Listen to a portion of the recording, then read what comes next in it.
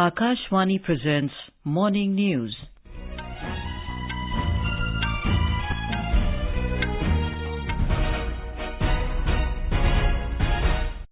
Good morning, I'm Anuja Kumar. The headlines. Monsoon session of Parliament begins today. 31 bills to be taken up during the session. India to host ASEAN Countries Conference on Traditional Medicines in New Delhi today. Sri Lankan President Ranil Wickremesinghe to arrive in New Delhi today on a 2-day visit to India. IMD warns of heavy rainfall in Mumbai, issues orange alert for 10 districts of Maharashtra. In women's football, FIFA World Cup kicks off today. New Zealand to face Norway in Auckland in opening match this afternoon. And in cricket, schedule for Asia Cup 2023 announced. Tournament to kick off on 30th of next month. And now the news in detail. The monsoon session of Parliament will begin today. Ahead of the session, the government convened an all-party meeting yesterday and sought cooperation from all political parties for the smooth functioning of Lok Sabha and Rajya Sabha.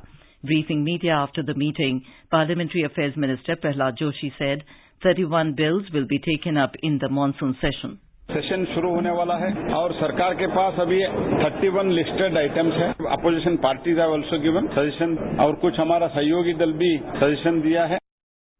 Our correspondent has filed this report.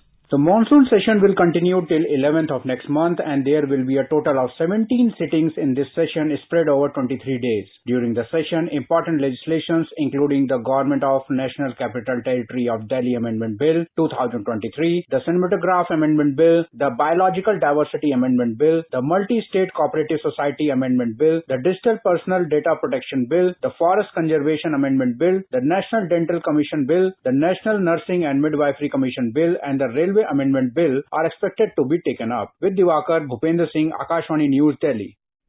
During the all-party meeting, several opposition leaders raised their demand to discuss the Manipur violence in the parliament. The Parliamentary Affairs Minister said the government is ready to discuss all issues, following the rules and regulations and with the permission of the Speaker. He appealed to the opposition parties for their cooperation. सभी पार्टियां मणिपुर के बारे में चर्चा की मांग कर रहे थे. मणिपुर के बारे में चर्चा के लिए सरकार तैयार है और जब माननीय स्पीकर और चेयरमैन डेट डिसाइड करेंगे, समय डिसाइड करेंगे, तब सरकार तैयार है और जो भी इश्यू है नियम और प्रक्रिया के अनुसार स्पीकर और चेयरमैन के परमिशन के साथ सरकार चर्चा करने के लिए तैयार है. Lok Sabha Speaker Om Birla also chaired a meeting of the Business Advisory Committee ahead of the session. He said leaders of all parties have assured cooperation in the proceedings of the House. India will host the ASEAN Countries Conference on Traditional Medicines in New Delhi today. The India-ASEAN Conference is being held after almost a decade and 10 ASEAN countries including Cambodia and Vietnam will participate in it. Their conference aims to strengthen the platform between India and the Association of Southeast Asian Nations, ASEAN countries, to share their best practices and draw a roadmap for future cooperation in the field of traditional medicines. Union Health Minister Dr. Monsoon will inaugurate the Global Food Regulators Summit 2023 in New Delhi today. In a tweet, Dr. Mandviya said the 2-day summit will serve as a platform for food regulators from over 40 countries to collaborate and work together. The event will also see participation of representatives from 30 international organizations and 25 international research institutes and universities. The summit is aimed at creating a global platform for regulators on enhancing food safety systems and regulatory frameworks through collaboration. The centre has further slashed price of tomato and it will be sold at 70 rupees per kilogram by NCCF and NAFED from today. The Department of Consumer Affairs has directed National Cooperative Consumers Federation of India NCCF and National Agricultural Cooperative Marketing Federation of India NAFED to sell tomatoes at a retail price of 70 rupees per kilogram in view of the declining trend in tomato prices. The tomatoes procured by NCCF and NAFED had been retailed at 90 rupees per kilogram initially and then reduced to 80 rupees per kilogram from 16th of July. On the direction of Department of Consumer Affairs, NCCF and NAFED had commenced the procurement of tomato from mandis in Andhra Pradesh, Karnataka and Maharashtra for disposal in major consumption centres where retail prices have recorded a maximum increase in last 1 month. On the second day of the G20 Employment Working Group meeting under India's presidency at Indore in Madhya Pradesh, the ministerial declaration and outcome documents will be finalized today. Union Labour and Employment Minister Bhupendra Yadav will address the opening session. More from our correspondent. A film focusing on India's achievements and the journey of Employment Working Group so far will also be screened at the G20 Labour and Employment Ministers meeting. Meanwhile, in the meeting of Employment Working Group yesterday, representatives of various countries showed keen interest in the world's largest database of unorganized workers in India and the National Career Service Portal eShram. Foreign guests also came to know the importance of historical fort and other places of Mandu. They will also enjoy tasty, delicious dishes today at Chhappan Dukan of Indore, famous for street food. Sanjeev Sharma, Akashvani News, Indore. Gujarat will soon get the country's first satellite network portal site. An MOU was signed between OneWeb and the state government in Gandhinagar yesterday for the establishment of the satellite network portal site near Mehsana. We have a report. The satellite network portal will be set up at 2 places in Jotana Taluka of Mehsana district with an estimated cost of over rupees 100 crore for the first phase. This project under Digital India aims to provide affordable, secure and high-speed internet access to villages, district panchayat, local administrative bodies, government departments and other entities throughout the country. It is also expected to generate approximately 500 direct and indirect employment opportunities in the state. Aparna Khun, Akashvani News, Ahmedabad. This is Akashvani giving you the news. For quick news updates round the clock, follow us on our Twitter handle at Air News Alerts. Sri Lankan President Ranil Wickremesinghe will arrive in New Delhi today on a 2-day visit to India at the invitation of Prime Minister Narendra Modi. This is his first visit since assuming the office of the President. The visit takes place as both countries celebrate the 75th anniversary of the establishment of diplomatic relations this year. Our correspondent has the details.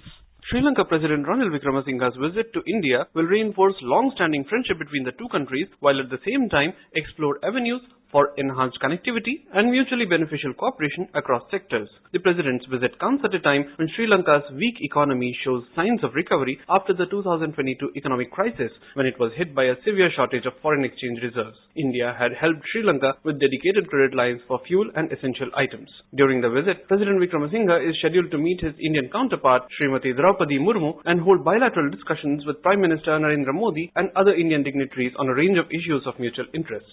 The visit is seen to further advance and consolidate the long-standing bilateral relations between the two countries. Sri Lanka is an important partner in India's neighbourhood first policy and vision of security and growth for all in the region. For Akashvani News, Ahmed Moin Faruqi from Colombo. The India Meteorological Department or IMD has warned of heavy rain in Mumbai today. All government and private schools in Mumbai have been closed today. IMD has also issued an orange alert for 10 districts of Maharashtra including Palghar, Thane, Raigad, Ratnagiri, Pune, Satara, Bhandara, Chandrapur, Gadchiroli and Gondia with the possibility of heavy rainfall. We have a report.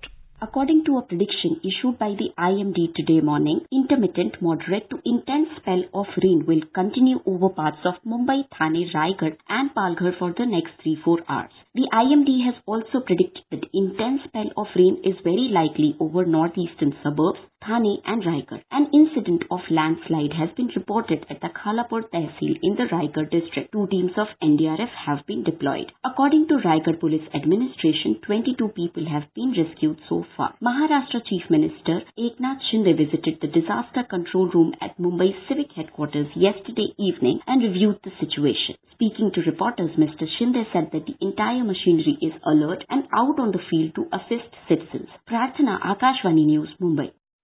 An orange alert for heavy rainfall has also been issued for several districts of Telangana for next 2 days. The Prime Minister Office, PMO, has announced an ex gratia to the next of kin of those who lost their lives in the tragic incident at Chamoli in Uttarakhand. 16 people lost their lives while 11 others were injured due to electrocution near the Namami Gange project on the banks of the Alaknanda River in Chamoli district yesterday. In a tweet, the PMO said an amount of 2 lakh rupees from Prime Minister's National Relief Fund would be given to the next of kin of each of those who lost their lives in the mishap. It added that the injured would be given 50,000 rupees. On to sports. In football, the FIFA Women's World Cup kicks off in New Zealand today. The opening match will be held between New Zealand and Norway in Auckland's Eden Garden Park. The match will start at 12:30 p.m. Indian time. In the other match of the day, Australia will take on the Republic of Ireland in Sydney. Australia and New Zealand are jointly hosting the 9th edition of the quadrennial Women's Football World Championships. It is the first Women's World Cup with 2 co-hosts. This time, 32 nations, including defending champions, the US, are taking part in the tournament. The World Cup will follow the traditional group stage knockout format.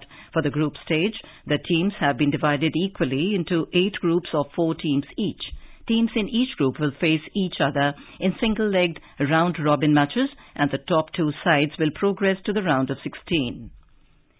Asian Cricket Council President Jay Shah has announced the schedule for the Asia Cup 2023. The tournament, to be co-hosted by Pakistan and Sri Lanka, will kick off on the 30th of next month. Mr. Shah, who is also Secretary of the BCCI, took to Twitter to make the announcement. 6 teams have been divided into 2 groups of 3 each, with the event to be held across 4 venues in Pakistan and Sri Lanka. While India, Pakistan and Nepal have been placed in Group A, Group B consists of Sri Lanka, Afghanistan and Bangladesh. In the opening match of the tournament, Pakistan will take on Nepal on the 30th of next month in Multan, Pakistan. India will start the campaign against Pakistan on the 2nd of September in Kandy. The final will be played on 17th September in Colombo. In badminton, India's men's singles players H.S. Pranoy and Priyanshu Rajawat and doubles pair of Satvik Sairaj Rankireddy and Chirag Shetty will play in the pre-quarter final matches of Korea Open at Yeosu today. 5th seed Pranoy will face Hong Kong's Lee Seok Yu in the round of 16 of men's singles. Pranoy registered a win over Belgium's Julian Karaji yesterday. Priyanshu, who defeated home favourite Choi Ji-hoon, will face top seed Kodai Naraoka of Japan. Pranoy and Rajawat are the only Indians remaining in singles at the tournament. Men's doubles pair Satvik Sairaj Rankireddy and Chirag Shetty will meet combination of Hei Ji-ting and Choi Hwao Dong. In women's doubles, Triza Jolly and Gayatri Gopichand will lock horns with South Korea's Bak Ha-na and Lee So-hee in the pre-quarterfinals. In mixed doubles, Rohan Kapoor and Sikki Reddy will be up against China's Feng Yanji and Yang Dongping in round of 16. And now for a look at today's newspapers, it's over to Tanvi Kurana. Thank you, Anuja. All the dailies have mentioned about the monsoon session of Parliament beginning today. The Indian Express writes, Government opposition brace for stormy monsoon session. Manipur, 31 bills on the table. While the Asian Age says, Government vows to discuss all issues. Viewing India as the most essential partner in clean energy transition, US company to make solar panels in India, no China input, writes the Economic Times on its front page. The Hindu reports manufacturing ecosystem for Airbus C295 aircraft taking shape in India. After showing steady improvement, sex ratio begins to worsen again in Haryana, states Hindustan Times. At IGI Airport in the national capital, new premium lounge for international flyers, notes the Times of India. And finally, announcing the provision of affordable meals, the Pioneer cites the grand comeback of dedicated counters and trolleys being placed on railway stations under the headline, Delicious Aloo Puri Journeys Back onto Platform. And with that, it's back to you, Anuja. Thank you, Tanvi. And now, before we end the bulletin, the headlines once again. Monsoon session of Parliament begins today, 31 bills to be taken up during the session. India to host ASEAN Countries Conference on Traditional Medicines in New Delhi today. Sri Lankan President Ranil Wickremesinghe to arrive in New Delhi today on a 2-day visit to India. IMD warns of heavy rainfall in Mumbai, issues orange alert for 10 districts of Maharashtra. In women's football, FIFA World Cup kicks off today. New Zealand to face Norway in Auckland in opening match this afternoon. And in cricket, schedule for Asia Cup 2023 announced. tournament to kick off on 30th of next month. And with that, we end the morning news. Have a nice day.